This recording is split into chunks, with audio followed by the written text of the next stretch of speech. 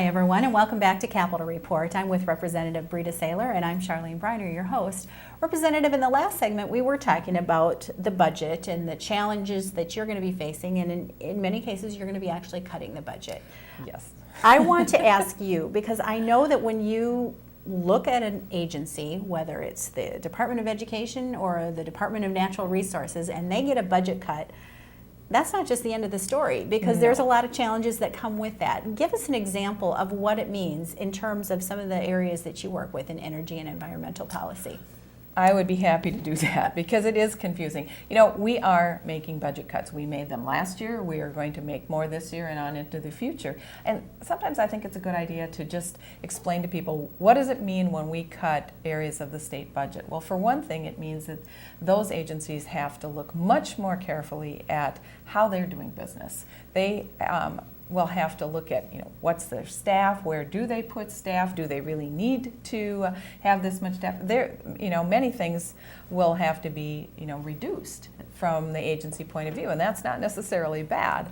But it does have further impact, and I want to talk about that a little bit, of how this impacts our individual people and also our businesses, large and small. For instance, utility crossings. Currently, if the local power company is going to put in a utility line, say somebody has property that is maybe surrounded by some DNR land or has DNR right-of-way to be crossed, in order to get power to that area, they have to have a permit from the DNR to cross their land. Well, formerly those permits cost about $500 and that was of course passed on to the business or the individual that owned the property.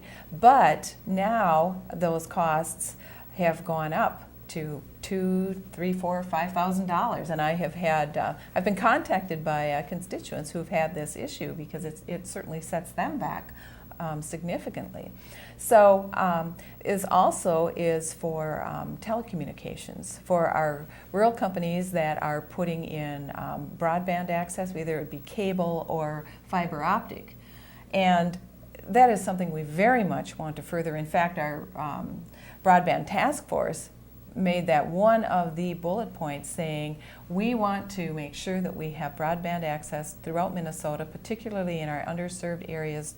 We want to focus on those so that we can make it work better for business, so that they actually can do a better job of their businesses. Be that as it may, now if a company is going to put a direct line to their house, they have to have a permit from the DNR to cross that.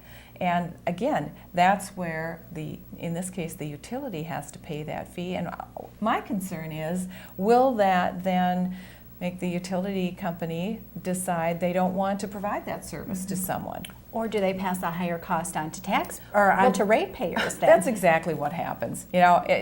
Because the situation was, when the DNR didn't charge so much for their permits, that was evened out across all of the taxpayers in Minnesota. That cost was absorbed that way, and which is what we were trying to prevent. However, we shifted that to our local telecommunications, because now they have to pay for that cost through all of their ratepayers, which is actually a much smaller base than the entire taxpayers of Minnesota. So, I'd like to bring this up because I think people need to look carefully at, what does it mean when we do budget cuts?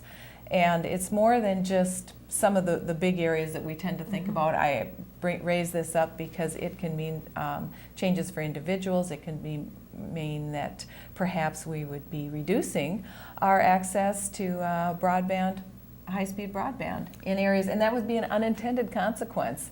So I'm going to be addressing that in some bills that I have before us now. Representative, I think you really did give us a good illustration how every decision you make at the state level is going to have a ripple effect in just about every area of our life. We're going to continue to check in with you as you move forward with this very challenging process of balancing the budget and taking care of other state business. Right. Thanks so much for joining us. It was a pleasure. And thank you so much for watching Capitol Report. I'm Charlene Briner with Representative Brita Saylor. We'll see you next time.